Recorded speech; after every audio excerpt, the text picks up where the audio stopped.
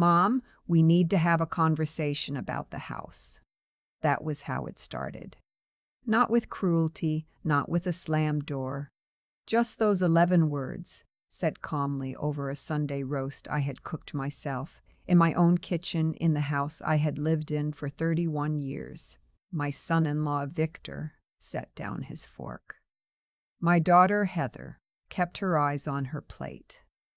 And I sat there with the serving spoon still in my hand, feeling something shift in the room. The way the air changes just before a storm rolls in off Lake Ontario. "What about the house?" I said.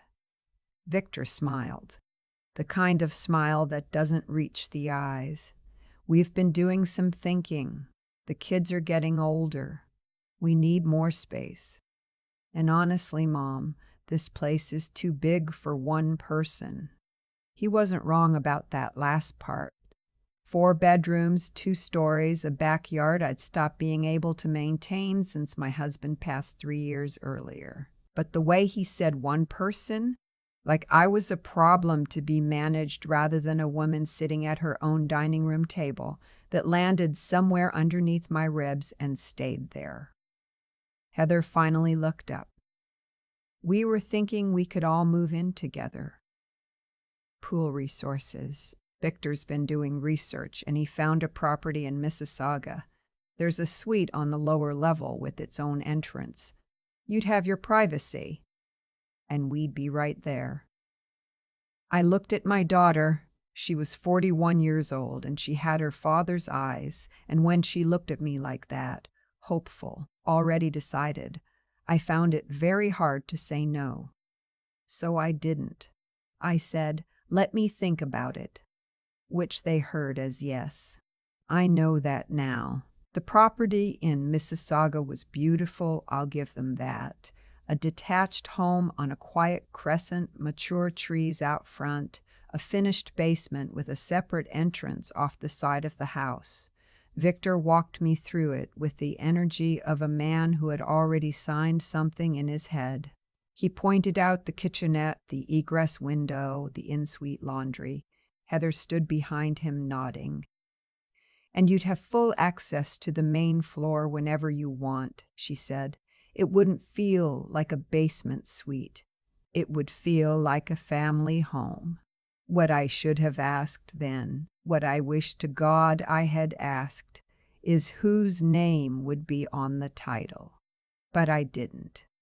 I was 64 years old, and I had just lost my husband, and I was tired of eating dinner alone and listening to a house creak around me at night.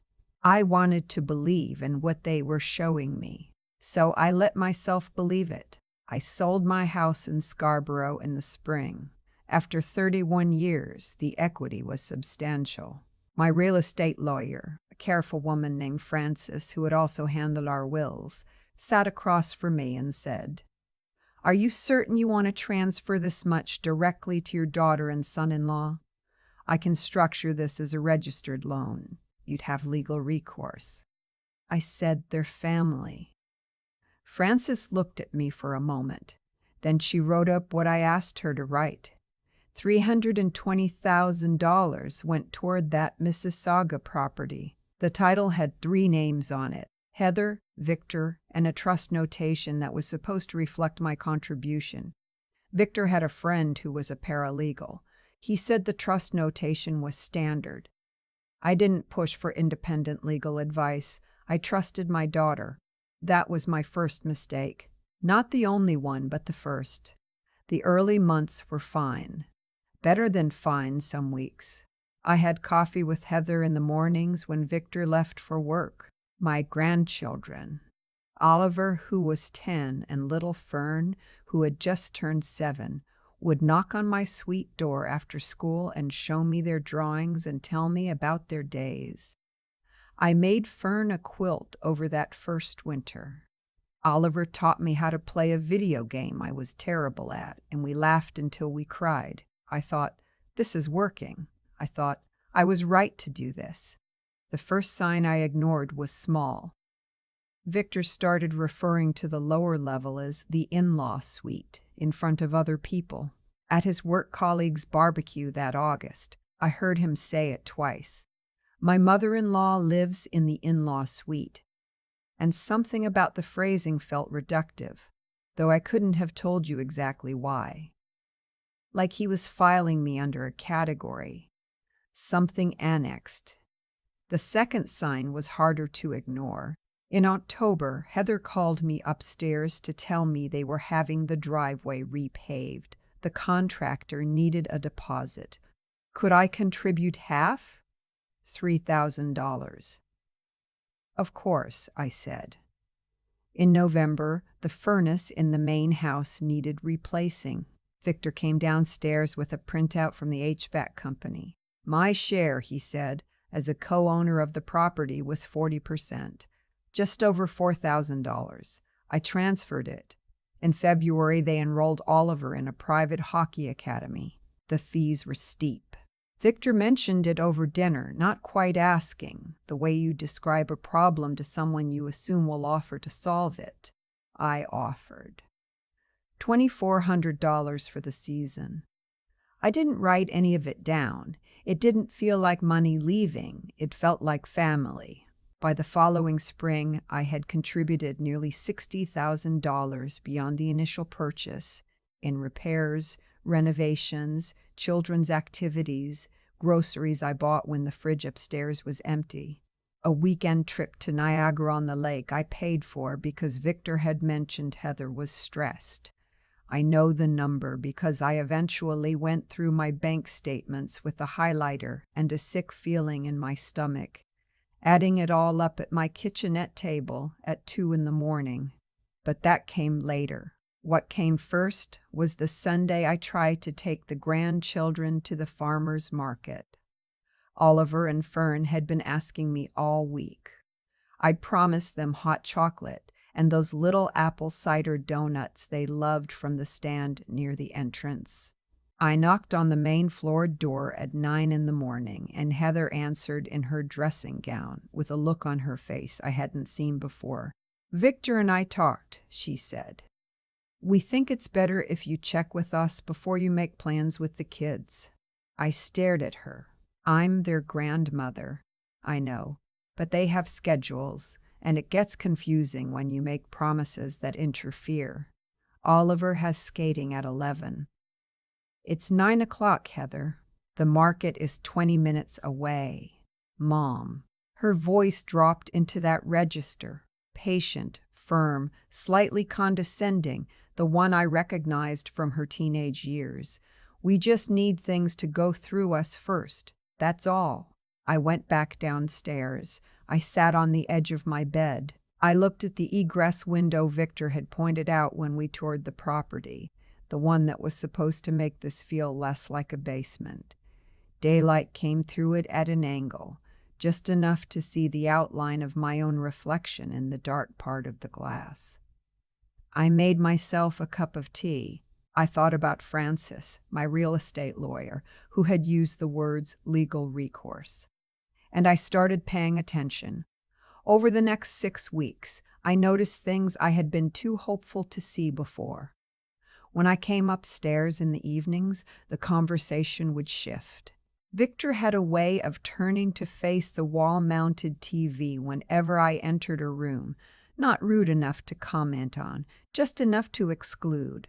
Heather started having whispered conversations on the back deck that stopped when I opened the suite door. The grandchildren were still warm with me. Oliver still knocked.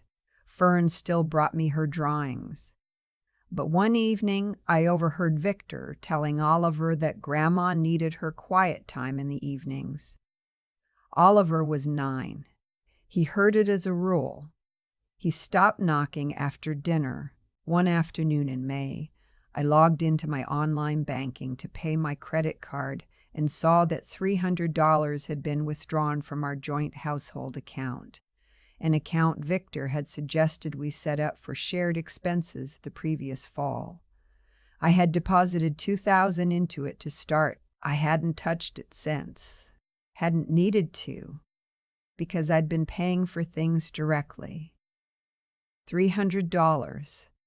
withdrawn at a branch I didn't use. On a Tuesday afternoon, when I had been sitting in my own suite watching the birds at my feeder. I called my bank. They confirmed the withdrawal was made in person with the secondary card. Victor had the secondary card. I sat with that for 3 days, told myself there was an explanation, told myself I was being uncharitable. Then I went back through the previous 4 months of that account. 14 withdrawals. Small amounts, $200, $150, sometimes just $80. Always on weekdays. Always at a branch in the neighborhood near his office. $2,340. Gone. I didn't confront him. Not yet. What I did instead was go and see Frances. She didn't say I told you so. Frances is not that kind of person. She listened to everything I said, asked 3 or 4 precise questions, and then told me very clearly what my options were. The trust notation on the title was, in her words, weakly worded. Getting it enforced would be possible but not simple. The joint account withdrawals were more straightforward. I had grounds to close the account and pursue the funds. And because the amounts were under $10,000, it wouldn't rise to the level of criminal fraud unless there was a pattern over time and clear intent. The pattern was there. The intent would be harder to prove. "What do you want to do?" Frances asked. I told her I needed to think. What I was really doing was building myself an exit. I had a friend from my years teaching elementary school. My dearest friend, actually. A woman I'd known since we were both young mothers, pushing strollers around the same park. She had retired to a small town on Georgian Bay, 3 hours north of Toronto, where she had a spare bedroom and a habit of making too much soup for one person. I called her that evening. "I think I need to get out," I said. She said, "Come whenever you're ready. Stay as long as you need." I started quietly. I contacted a seniors housing coordinator through my local community health center, a service I hadn't known existed until I asked, and which turned out to be extraordinarily helpful. She found me a 1-bedroom plus den apartment in a building in Owen Sound, 20 minutes from my friend's house, with a balcony overlooking the water and an in-suite washer and dryer. Market rent, nothing fancy but mine. Only mine. I signed the lease in June. I told no one. I withdrew my remaining balance from the joint account, $460, and closed it. I contacted my bank and removed Victor from any accounts he'd been informally associated with.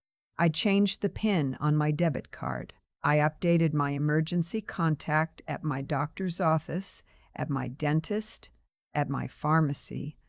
I drafted a letter to Heather, not to send yet, just to have, laying out the money I had contributed since the move, including the initial purchase equity. Then I called a therapist, because I knew what was coming would be hard and I wanted to be clear-headed for it. I told Heather on a Wednesday morning, 10 days before my moving date. I asked her to sit down at my kitchenette table, and I made us both tea, and I spoke slowly and without drama. I told her I was moving out. I told her I had found an apartment. I told her calmly that I had gone through my records and that over 18 months I had contributed more than $80,000 to this household beyond the initial purchase, and that I intended to consult my lawyer about how to address that. I told her about the joint account. Heather's face went through several expressions in quick succession. Disbelief, anger, something that might have been shame. She said, "Victor handles the accounts, Mom. I don't." "I know," I said. "That's something you two will need to sort out between yourselves," she cried. She said she hadn't known about the withdrawals. Maybe that was true. Maybe it wasn't. I had loved my daughter for 41 years, and I didn't know anymore what was her and what was the life she'd built with Victor, where his habits had slowly become the weather she lived inside of. I said. I love you, and I'm leaving. Victor came home from work that evening and knocked on my suite door. He was controlled. I'll give him that. No shouting. He said they could work something out. He said I was overreacting. He said I was going to hurt the children. I looked at him standing in my doorway, and I felt, very clearly, that this man had made a calculation when Heather and I were sitting in his living room after Richard died, that I was grieving and lonely and had a house worth a considerable amount of money, and that he was patient enough to wait. I don't know if he knew he was doing it. Sometimes we calculate without being aware we're calculating. I'll be out on the 30th, I said. Please have the children say goodbye. I closed the door. The drive north on Highway 10 took me through familiar countryside. The kind of Ontario landscape that turns gold in late summer. The fields wide and flat and then suddenly rolling as you climb toward the escarpment. I had a small moving van, a load of boxes, and my cat Biscuit in her carrier on the passenger seat, complaining about the whole situation. My friend met me in the parking lot of the new building with a casserole dish and a bottle of wine, and she didn't say anything for a moment, just hugged me in the way that old friends do, the kind that doesn't require explanation. "Welcome home," she said, which was generous considering it was a parking lot. The apartment was small. The balcony was real. I could see the gray-green shimmer of Georgian Bay between the rooftops. I unpacked my own dishes, hung my own curtains, put my good teapot on the counter where I could see it every morning. I slept that first night like I hadn't slept in 2 years. I heard from Heather 2 months later. A text. Victor lost his job. We're struggling. Any chance you could help with the mortgage? I read it 3 times. Sat with my morning coffee. Looked at the water through the balcony glass.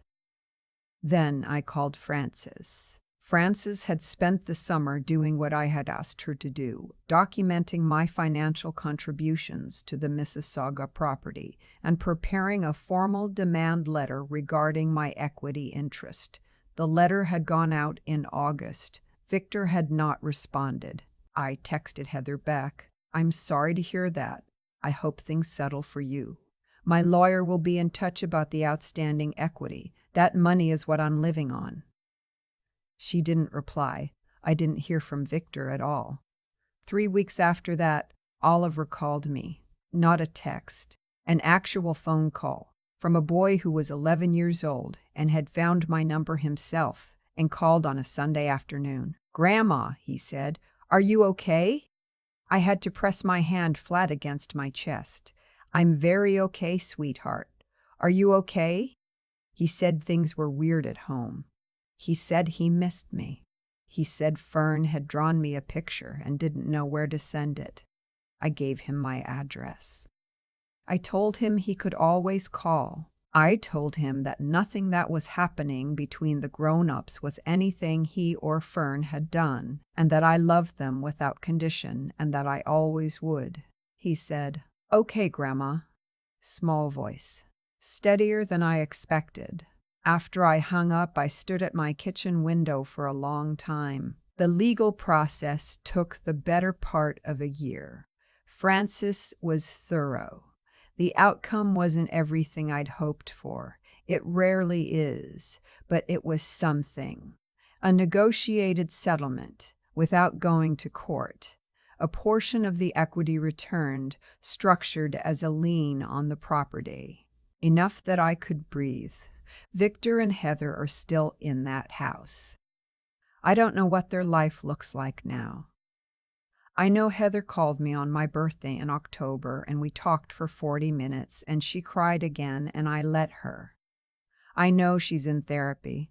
I know Victor is looking for work. I know that families are complicated and that my daughter is not a villain. She's a woman who made choices while she was standing in the shadow of someone else's certainty. And that's a different kind of story. But Oliver calls me every Sunday. And Fern sent me 6 drawings on 6 separate envelopes with stickers on the back. I have them taped to my fridge in a row, right next to the window where the light from Georgian Bay catches them every morning. I am 66 years old. I have a 1-bedroom plus den apartment that is entirely, legally, undeniably mine. I have a best friend 20 minutes away. I have a cat who has forgiven me for the moving van. I have a teapot I can see from my bed. I have learned, late and at some cost, that love is not a reason to hand someone the keys to your financial independence, that a trust notation is not the same as a deed, that family is who shows up when you need them to, and that sometimes your family turns out to be an 11-year-old boy who finds your phone number on his own and calls you on a Sunday afternoon to make sure you're all right. He asked me recently if I was happy up here. I told him honestly, yes, more than I have been in a long time. He said, "Good, because Fern wants to come visit. She wants to see the water."